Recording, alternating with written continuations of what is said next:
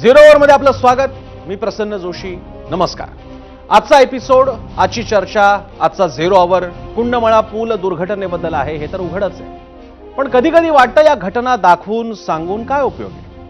आपल्या सर्वांची सार्वजनिक स्मृती, पब्लिक मेमरी इतकी कमी आहे की या आणि अशा घटना आपण विसरूनही जातो. थोडीफार चर्चा होते, हे असे चर्चेचे कार्यक्रम होतात, सत्ताधारी विरोधकांमध्ये आरोप प्रत्यारोप होतात, आपण थोडे चिडतो आणि मग सगळं पुन्हा रुळावर येतं, आयुष्य सुरूच राहतं. काल अशीच एक आणखी दुर्घटना घडली. पुण्यात मावळ तालुक्यात कुंडमळा या ठिकाणी इंद्रायणी नदीवरचा 30 वर्ष जुना पूल कोसळला. या चौघांचा मृत्यू झाला तर 51 जण जखमी झाले. कुंडमळा हे या परिसरातलं एक पर्यटन स्थळ आहे आणि त्यामुळे शनिवार रविवार पर्यटकांची इथं गर्दी होत असते. कालही अशीच गर्दी होती. या ठिकाणी 100 ते 150 पर्यटक वर्षा विहारासाठी आले असताना इंद्रायणी नदीवरचा लोखंडी पूल कोसळला आणि त्याखाली काही पर्यटक यामध्ये अडकले. 4 जण या दुर्घटनेत मृत्युमुखी पडले, अनेक जखमी झाले. मात्र काळीच पिळवटून टाकणारी कहाणी आहे विहानची. 6 वर्षांचा विहान आणि त्याचे वडील रोहित माने या कुंडमळा पूल दुर्घटनेचे बळी ठरले. या दुर्घटनेत रोहित यांची पत्नीही गंभीर जखमी झाली आहे. 6 वर्षांचा विहान हे वय असतं मरणाचं, एखाद्या लहान मुलाचं जीवन संपून जाण्याचं. गर्दी कुणामुळे झाली आणि किंमत मात्र निष्पाप माने कुटुंबियांनी मोजली. माने कुटुंब पुण्याच्या पिंपरी चिंचवड मधलं आहे. रोहित माने हे महिंद्रा कंपनीत कामाला होते. सुटी असल्यामुळे पत्नी आणि मुलासह कुंडमळा इथं ते फिरायला आले होते. माने कुटुंबीय आले, तसंच अनेक मित्रमंडळी, जोडपी, असं कोण कोण त्या पुलावर आलं होतं. कुंडमळाचा हा पूल म्हणजे काही शहरातल्या फ्लायओव्हर किंवा फुटओव्हर ब्रिज सारखा नव्हता. म्हणजे जणू काही शहरातले फ्लायओव्हर ब्रिज किंवा फुटओव्हर ब्रिज अतिशय भक्कम आहेत आणि तुटत नाहीत, पडत नाही असं नाहीये. पण किमान सिमेंट कॉन्क्रीटचे असतात, किमान त्याच्यावरती काही एक वचक असतो आणि त्याच्या पडण्याची तुलनेनं शक्यता कमी असते, कारण काही एक आधारभूत किती प्रमाणात वजन वाहिलं जाईल याचा एक ठोकताळा असतो. मात्र आधीच मोडकळीस आलेला आणि धोक्याची पाटी लावलेला हा पूल, कुंडमळाचा पूल, इतक्या लोकांचं वजन पेलू शकला नाही. पूल कोसळू लागला आणि होत्याचं नव्हतं झालं. काही दिवस चर्चा होईल, मृतकांच्या कुटुंबियांना आर्थिक मदत दिली जाईल, लोक विसरून जातील. मात्र विहानच्या आईला परत न आलेला आपला जोडीदार आणि आपल्या चिमुकल्या विहानची आई ही हाक पुन्हा ऐकू येणार नाही. ते दुःख माने कुटुंबीय आणि अशीच माणसं गमावलेली अन्य कुटुंबीय त्यांना एकट्यानं सहन करावं लागणार आहे. आणि बुलेटिनमध्ये पुढे जाण्यापूर्वी याच विषयाच्या अनुषंगाने आपण एक प्रश्न पाहणार आहोत आणि अपेक्षा आहे की तुम्ही त्या प्रश्नाला प्रतिसाद द्याल. त्यासाठी जो आहे मीडिया सेंटरला की पोल सेंटरला आमच्या की आजचा हा प्रश्न, ज्यामध्ये आपण व्यवस्थेला आणि काही प्रश्न तर तुम्हाला सुद्धा आहेत, आपण विचारतोय. इंद्रायणीवरचा लोखंडी पूल धोकादायक झाला होता तर फक्त सूचना देऊन आणि बंदची पाटी लावून प्रशासनाची जबाबदारी संपते का? पुन्हा एकदा प्रश्न आपल्यासाठी. इंद्रायणीवरचा लोखंडी पूल धोकादायक झाला होता तर फक्त सूचना देऊन आणि बंदची पाटी लावून प्रशासनाची जबाबदारी संपते का? तुम्हाला या प्रश्नाचं उत्तर देता येणार आहे होय किंवा नाही म्हणून. त्यासाठी तुम्ही आमच्या एक्स अकाउंटवरती, फेसबुक, इंस्टाग्राम, युट्यूबवर जाऊ शकता. एबीपी माझाच्या तिथे हा प्रश्न असेल. खाली 2 पर्याय असतील, त्यापैकी कोणताही पर्याय तुम्ही निवडू शकता. कार्यक्रमाच्या शेवटी आपण त्याचा पोल पाहू आणि त्याचप्रमाणे तुम्ही कमेंट सुद्धा जर का कार्यक्रम करत असताना सुद्धा देत असाल तर निवडक कमेंट्स आपण नंतर मीडिया सेंटरला पाहणार आहोत. पुढे जाण्यापूर्वी मी आठवण करून देऊ इच्छितो, मगाशी मी म्हणालो तसं की काय पहिली वेळ नाही आणि आपण विसरून जातो आणि त्याची आठवण तुम्हाला मी करून देणार आहे. मी आठवण करून देणार आहे त्या दुर्घटनांची ज्या याच काही दिवसात किंवा यापूर्वी घडल्या, ज्या सामान्य माणसांनी जीव गमावले किंवा लोक जखमी झाले. आता तुम्हाला आठवत आहेत का? पहा, मी तुम्हाला आम्ही व्हिडिओ आता तुम्हाला सगळे दाखवणार आहोत. मुंब्रा रेल्वे दुर्घटना आता काही दिवसांपूर्वी झाली होती, सामान्यच माणूस मेला त्यामध्ये. सरस्वती पूल दुर्घटना काही वर्षांपूर्वी, सरस्वती ही कोकणातल्या एका नदीवरचा पूल कोसळून अशाच प्रकारे अपघात झाला. एक एसटी बस पडली होती, त्यामध्ये सुद्धा माणसं मेली. एल्फिन्स्टन ब्रिज चेंगराचेंगरी, आठवतंय? 2017 सालची गोष्ट आहे. मुंबईतला एल्फिन्स्टन ब्रिज, तिकडे तर काही कोसळी पण झाली नव्हती. गर्दी अचानक इतकी वाढली की चेंगराचेंगरी झाली आणि घुसमटून काही माणसं त्यामध्ये मेली. छत्रपती शिवाजी महाराज पादचारी पूल, छत्रपती शिवाजी महाराज टर्मिनसच्या बाजूचा पादचारी पूल होता, फुटओव्हर ब्रिज होता, तो पडला. तिथेही माणसांना जखमी झाले किंवा कोणी मृत्युमुखी झालं. सरस्वती नदीचा मगाशी आपण उल्लेख केला, तिथे सुद्धा, माफ करा, सावित्री नदीचा आपण उल्लेख केला, तिथे सुद्धा अशीच अपघात घटना घडली आणि तिथे सुद्धा जो पूल कोसळला त्यामध्ये अख्खी एसटी खाली पडली होती आणि त्याच्यामध्ये सुद्धा माणसांचे जीव गमवावे लागले. या 3-4 घटना झाल्यानंतर आणखी अशा अनेक घटना भारतातल्याही दाखवता येतील. गुजरातमध्ये एक असाच झुलता पूल होता, तो पडून अपघात झाल्याची घटना आपल्याला आठवत असेल. मोरबीची घटना होती. अशा आणखी काही घटना असतील. पण अशा घटनांची फक्त रांगोळी काढायची का आपल्याला? अशा किती घटना सांगायच्या, त्याची दृश्य दाखवायची, पुन्हा पुन्हा आठवण करून द्यायची, पुन्हा एक आणखी घटना. चौकशा होतील, समित्या नेमल्या जातील, एका दुसऱ्या अधिकाऱ्याची बदली होईल, झालंच तर कंत्राटदाराला ब्लॅकलिस्ट केल्यासारखं दाखवलं जाईल. मात्र एवढ्यावरच सगळं थांबेल? यालाच म्हणायचं का उपाययोजना? आणि म्हणूनच आजची ही चर्चा महत्वाची आहे. दरम्यान इंद्रायणी पुलावर जवळपास 100 पर्यटक असल्याची माहिती त्यानंतर समोर आली. या पुलावर पर्यटकांची गर्दी किती होती हे या आत्ताचा फोटो जो बाजूला तुम्हाला दाखवला जातोय त्याच्यात तुम्हाला बघायला मिळेल. इतकी गर्दी होत असेल तर काही प्रश्न तर आपल्या या माणसांना पण विचारला पाहिजे. आपले सगळी जी मंडळी आहे ते सगळे लोक आहेत, तुम्ही प्रेक्षक आहात सगळे. मला सांगा, इतका जुना पूल तुम्हाला डोळ्यांनी दिसतोय, एवढी प्रचंड गर्दी तिकडे असेल, तिकडे बाहेर स्पष्ट शब्दातला बोर्ड लावलेला की हे धोकादायक आहे, तरी सुद्धा गर्दी करत असतील तर काही प्रश्न आपण स्वतःला विचारणार की नाही? ट्रॅफिकवरती शासन काय उपाय शोधताय ते सोडून द्या, पण स्वतःची गाडी त्या ट्रॅफिकमध्ये आणखी घुसवायची नसते, ही तर जाणीव आपल्याला पाहिजे. इंद्रायणी नदीवरील पूल धोकादायक असल्याचा फलक लावण्यात आला होता, मात्र पर्यायी मार्ग नसल्यानं स्थानिकांना याच पुलाचा वापर करावा लागला. आता ते स्थानिक आहेत, आपण गावकऱ्यांबद्दल नाही बोलतो, त्यांची ती गरज आहे, त्यांची ती मजबुरी आहे. पण कुंडमळा दुर्घटनेला जेव्हा हे बाकीचे सगळे मंडळी येतात, जेव्हा त्यांना तिकडचा भूगोल माहीत नाही, परिस्थिती माहीत नाही, तेव्हा मात्र हे सवाल उपस्थित होतात. आता मृतांच्या कुटुंबियांना 5 लाखांची आर्थिक मदत जाहीर झाली आहे. जखमींच्या उपचाराचा खर्च राज्य सरकार करतायत. या प्रक्रिया अशाच होत राहतील. दरम्यान मुख्यमंत्री देवेंद्र फडणवीसांनी पूल दुर्घटनेबाबत काय प्रतिक्रिया दिली आहे पाहूया. 10 जूनला कंत्राट दिल्यानंतर काम जरी सुरू झालं असतं तरी एवढ्या लवकर तर तो पूल झाला नसता. याच्यामध्ये जिल्हाधिकाऱ्यांनी हा जो पूल आहे हा धोकादायक आहे अशा प्रकारची घोषणा केली होती. गावकऱ्यांनीही तिथे पाटी लावली होती की हा पूल धोकादायक आहे. दुर्दैवाने पर्यटक त्या ठिकाणी आले, काही प्रमाणात अनेक वेळा अशा गोष्टींकडे फार लक्ष आपण देत नाही, म्हणजे कोणाची चूक नाही आहे त्याच्यामध्ये, पण किंवा इतका तो कमकुवत झाला असेल असं कदाचित त्यांच्या लक्षात आलं नसेल, त्यामुळे पर्यटक त्या ठिकाणी गेले. आता यानंतर ही घटना घडली पुणे जिल्ह्यात. पालकमंत्री आहेत अजित पवार, त्यामुळे अजित पवार पूल दुर्घटनेची जबाबदारी घेणार का असा प्रश्न विचारताना शिवसेना उद्धव बाळासाहेब ठाकरे पक्षाचे नेते खासदार संजय राऊतांनी त्यांच्या खास शैलीत सरकारवर हल्लाबोल केला आहे. महाराष्ट्रामध्ये हे नवीन सरकार आल्यापासून पनवती लागली, त्याच्यामुळे या सरकारला केंद्रात आणि महाराष्ट्रात पनवती सरकार म्हणायला हरकत नाही.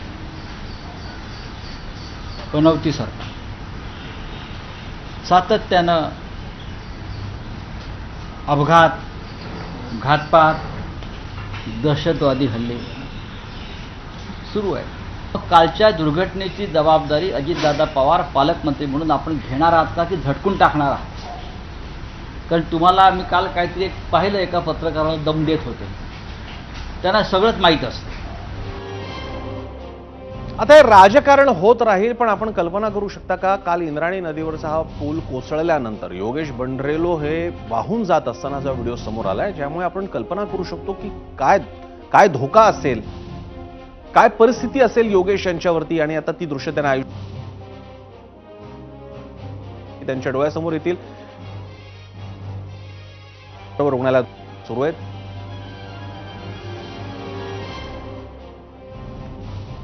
आम्ही मंदिराला पाय पडायचं म्हणून त्या पुलावरून निघालो आणि पुढे इतकी गर्दी झाली आणि तो पूल अक्षरशः हलत होता. असं इतकं जड म्हणजे त्या पुलाला सहन झालं नाही आणि तो अक्षरशः पूल पडला लोकांच्या गर्दीमुळं, टू व्हीलर घालण्यामुळं, नकोच एक गोष्ट त्या ठिकाणी करण्यामुळं ते पूल अक्षरशः कळलं. माझ्यासमोर 3 लोक मेली माझ्यासमोर. ते पुलाचे जे रॉड होते ते त्यांच्या पाठीवर पडून ते अक्षरशः त्यांचे मणका तुटले. इतकी बेकार परिस्थिती होती. ज्यावेळेस पूल पडला त्यावेळेस मी तर अक्षरशः डोळे बंद करून घेतले की मी जिवंत राहील का मरेल. दोघेही जण आम्ही वाचलो. आम्ही अक्षरशः मृत्यू डोळ्यासमोरून पाहिला.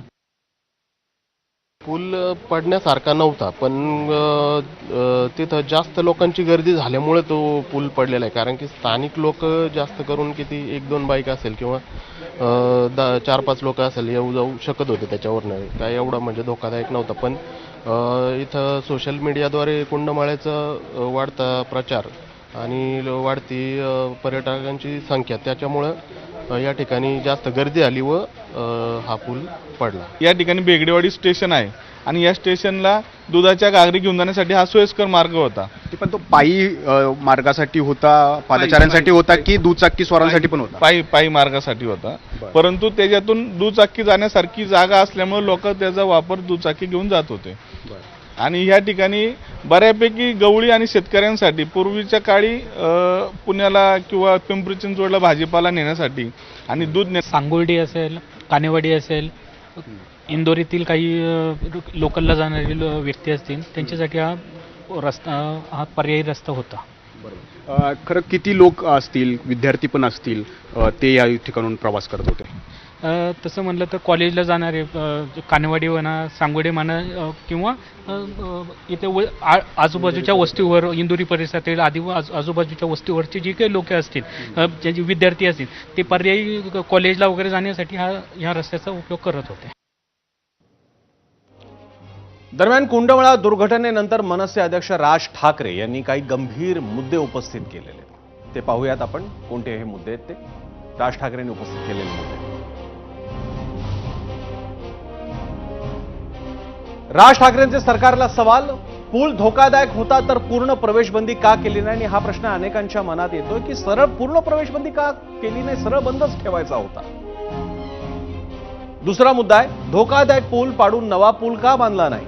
आता या बाबतीत नंतर उपप्रश्न आहेत. टेंडर कधी निघालं होतं, मुद्दा कधी निघाला होता, आधीचे मंत्री चव्हाण होते, त्यांनी काय संकेत दिले होते, आदेश दिले होते.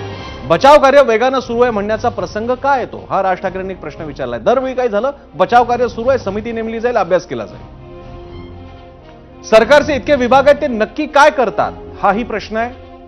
जिल्हा विकास मंडळ असतं, जिल्हा परिषदेचे सीईओ असतात, तळापर्यंत रुजलेली प्रशासकीय व्यवस्था आहे, सार्वजनिक बांधकाम विभाग आहेत, यांच्यामध्ये काही देवाणघेवाण का होत नाही? हा मुद्दा आहे त्यातला. आणि सरकारी विभाग धोकादायक पुलांची तपासणी का करत नाही? खास करून पावसाळ्याच्या काळात हे सगळा फीडबॅक हा स्थानिक पातळीवरनं गेला पाहिजे, हे होत का नाही? दरवेळी अपघात घडल्यानंतर आपल्याला कशी काय जाग येते? म्हणून आम्ही मगाशी जो सावित्री नदीवरचा पुलाची घटना दाखवली ती याचसाठी की असे दाखले आपल्या समोर होऊन गेलेले आहेत, तरी आपल्याला शहाणपण का नाही सुचत? आणि धोकादायक पुलांची दुरुस्ती किंवा ते बंद करण्याचं नियोजन करता येत नाही का? हा साधा प्रश्न आहे. जर का तो धोकादायक आहे तर तो पूर्ण प्रवासाला, वाहतुकीला बंद पाहिजे. एक माणूस चालव, नाहीतर 10 माणसं चालव, नाहीतर 100 जाऊत, पण ते होत नाहीत आणि मग ही अशी घटना घडते. अशी खात्री नाहीये. 100च्या ऐवजी फक्त 5 जण जरी त्या पुलावर असती आणि त्या पाण्याच्या प्रवाहामुळे तो पूल पडलाच नसायची कोणती खात्री नाहीये, मग तो बंद का नाही केला असं राज ठाकरे विचारतात. प्रशासन काही करत नसेल तर सत्ताधाऱ्यांना त्यांच्याकडून कामं करून घेता येत नाहीत का? हा पुढचा महत्त्वाचा प्रश्न आहे. मग सत्ताधारी कशाला पाहिजेत? जिल्हा नियोजन मंडळाची जबाबदारी आमच्याकडे पाहिजे, आम्हाला पालकमंत्रीपद पाहिजे, आम्हाला स्थानिक प्रशासन आमच्या हातात पाहिजे, ते आमच्या सोयीचे पाहिजेत. मग चुकलं तर जबाबदारी सुद्धा घ्यायला पाहिजे. सत्ताधाऱ्यांना नक्की कुठला अनुभव आणि त्याचा राज्याला काय उपयोग, असा सुद्धा एक परखड सवाल राज ठाकरे विचारतात. आणि असेच काही प्रश्न एबीपी माझाला सुद्धा पडलेले, जे सर्वसामान्यांच्या मनातले आहेत. हे प्रश्न शासनाला, प्रशासनाला आणि लोकांनाही काही प्रश्न आहेत एबीपी माझाचे. त्यासाठी पुन्हा एकदा जाऊयात मीडिया सेंटरला. इंद्रायणी नदीवरील पूल कमकुवत झाल्यानं त्यावरून ये जा करण्यास मनाई होती, तर पर्यटक पुलावर कसे काय चढले? हा त्यातला एक प्रश्न आहे. सरळ लिहिला होता, तिकडे बोर्ड सुद्धा लावला होता. पर्यटकांनी पुलावर जाऊ नये म्हणून प्रशासनानं कुणाला जबाबदारी दिली होती का? असा कोणी माणूस तिकडे ठेवला होता का? पोलिसांची काही मदत घेण्यात आली होती का? जबाबदारी असलेल्या यंत्रणेचे लोक दुर्घटना झाली तेव्हा कुठं होते? हा पूल 1.5 वर्षांपूर्वी वापरासाठी बंद केला होता, तर तेव्हापासून पर्यायी व्यवस्था का करण्यात आली नाही? गेल्या 1.5 वर्षात नवा पूल उभारायला सुरुवात का झाली नाही, ज्याची सारखी चर्चा होते की 1.5 वर्षापासून या पुलाचं कामाचं चाललेलं आहे. 10 जूनला टेंडर आणि वर्क ऑर्डर काढल्याचा दावा आहे, पण गेली 1.5 वर्ष हे काम कुणामुळे रेंगाळलंय?